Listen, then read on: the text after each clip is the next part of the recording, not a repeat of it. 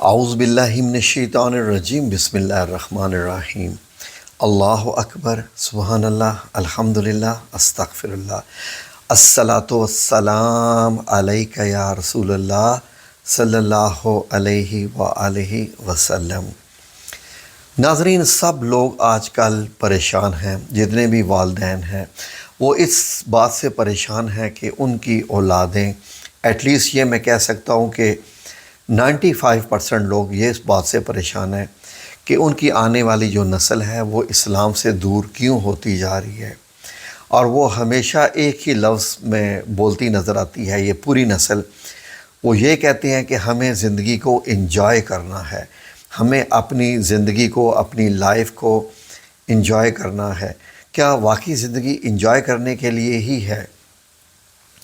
گو کہ ناظرین، اس عمر میں انسان واقعی جو ٹینیجر لائف ہوتی ہے 25 تک 30 تک، ایسے ہی انسان کا ہواؤں میں اڑنے کو دل کرتا ہے بچوں کا، اور وہ چاہتے ہیں کہ چل آؤٹ کریں، لیکن بعض دفعہ یہ چل آؤٹ بڑے مہنگے پڑ جاتے ہیں اور تمام عمر کا روگ بن جاتا ہے۔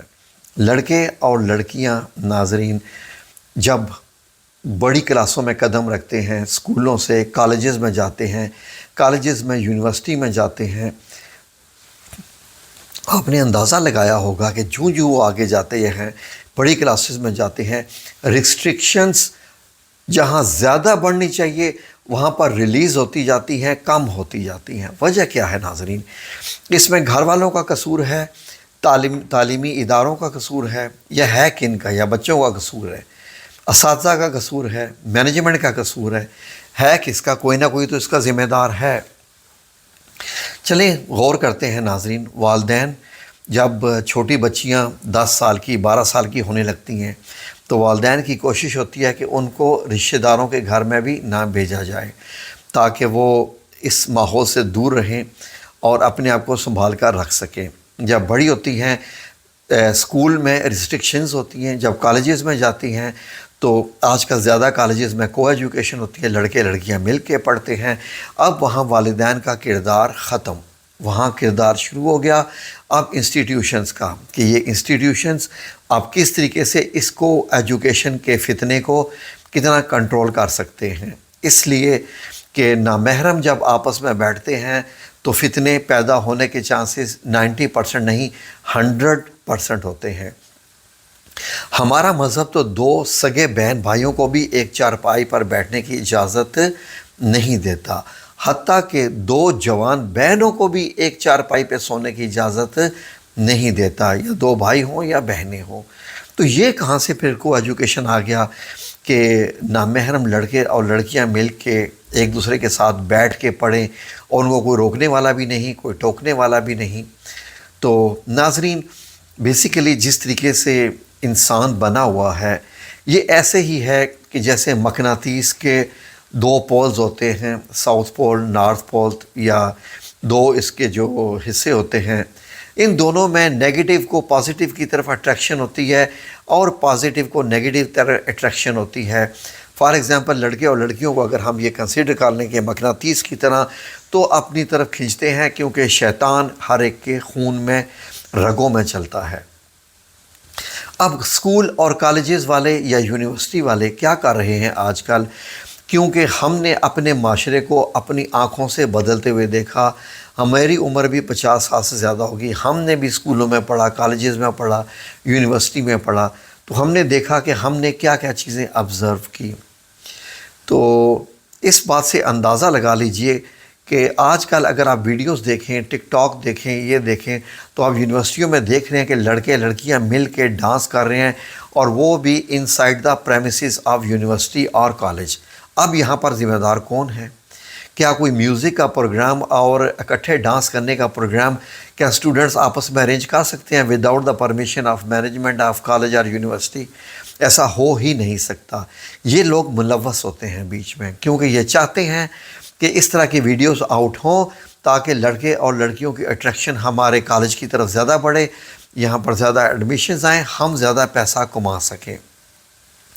ناظرین، جو ایک معاشرہ ہمارے نبی کریم صلی اللہ علیہ وسلم نے قائم کیا، اس معاشرے کو جو ہے وہ بربادی کی طرف جاتے ہوئے ہم لوگ اپنی آنکھوں سے دیکھ رہے ہیں، اس لیے کہ ہم نے وہ اچھا ماحول بھی دیکھا اپنی زندگی میں جو اب دیکھنے کو مل نہیں رہا ہے۔ ناظرین، آپ اس بات سے اندازہ لگائیے کہ جب آپ نرسری کے جی میں ہوتے ہیں تو آپ کے اسکول میں باقاعدہ اسمبلی ہوتی ہے جس میں قرآن پاک کی تلاوت ہوتی ہے، نعت مبارک پڑھی جاتی ہے، کچھ نظم پڑھی جاتی ہیں، کچھ احادیث مبارک بھی ایک ایک کر کے سنائی جاتی ہے۔ جب بچے چھوٹی عمر کے ہوتے ہیں تو ان کو اس طریقے سے آپ اچھے طریقے سے گائیڈ کرتے ہیں، روشن پہلو دکھاتے ہیں۔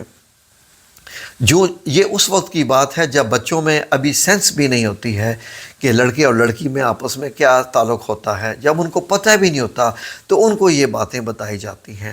اب جب وہ کالج میں پہنچتے ہیں، جب ان کی عمر 13-14 سال کی ہو جاتی ہیں، وہ فرسٹ ایئر میں ایڈمیشن لیتے ہیں کالج میں، انٹرمیڈیٹ میں آتے ہیں، یہ وہ ایج ہوتی ہے جو کہ ریسٹرکشن کی ایج ہے، وہ بچپن کی ایج نہیں۔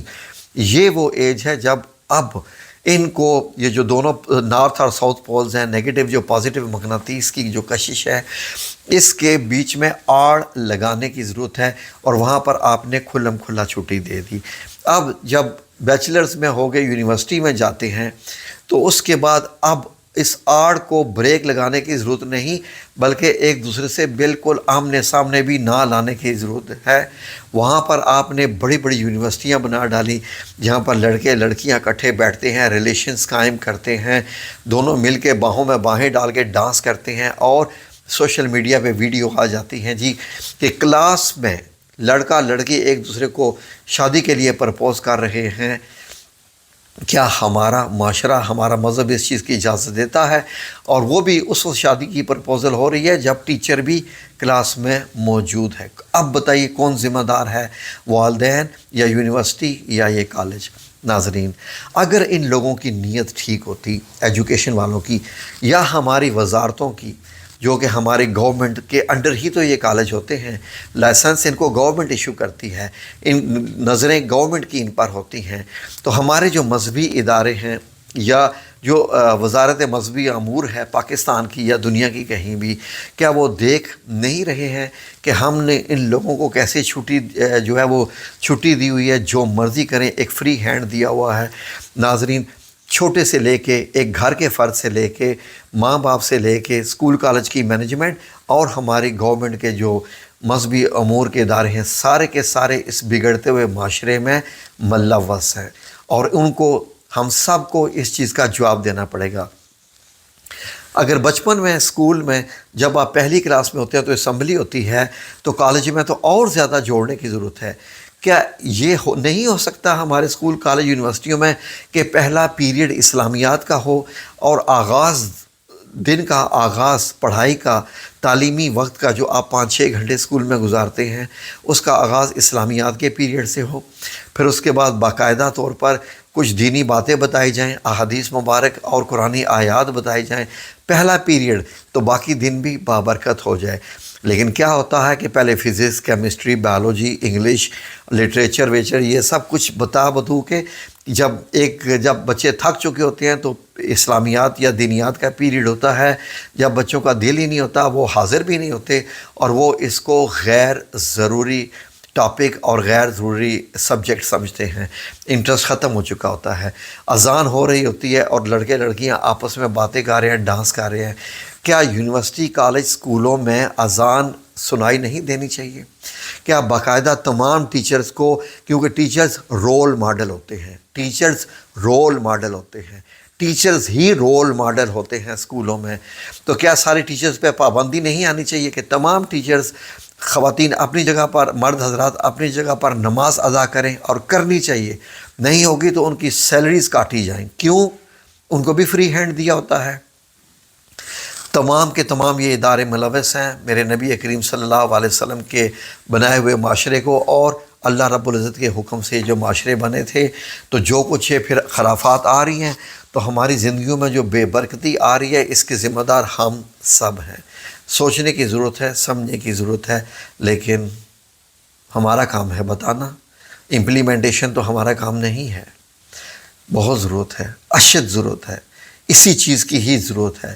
معاشرہ بنائیے، معاشرہ بنے گا تو خرافات بھی ہٹیں گی، خرافات بھی ہٹیں گی تو یہی بچے جو ہے وہ پھر آپ کے فرما بردار بھی ہوں گے جب مذہب کو سمجھیں گے۔ اب فرما بردار نہیں رہے، والدین کو ڈانٹتے ہیں، جھڑکتے ہیں، مارتے ہیں، کوئی بات نہیں مانتے، وجہ ہی یہ ہے کہ ان کو جو فریڈم ملا ہوتا ہے وہ فریڈم ان کے خون میں رچ بس گیا ہے۔ انٹرٹینمنٹ، فن اور چل آؤٹ اور اس طرح کی یہ جو ساری چیزیں ہیں، ان چیزوں نے ہمیں برباد کر دیا ہے اور یہ لوگ پیسے بنانے میں لگے ہوئے ہیں۔ اللہ کا عذاب کسی وقت بھی آ سکتا ہے، ڈریے، آپ لوگ رسپانسبل ہیں اس چیز کے۔ اللہ سب کا حامی و ناصر ہو اور سمجھنے کی توفیق عطا فرمائے، ہدایت نصیب فرمائے، آمین یا رب العالمین برحمتک یا ارحم الراحمین۔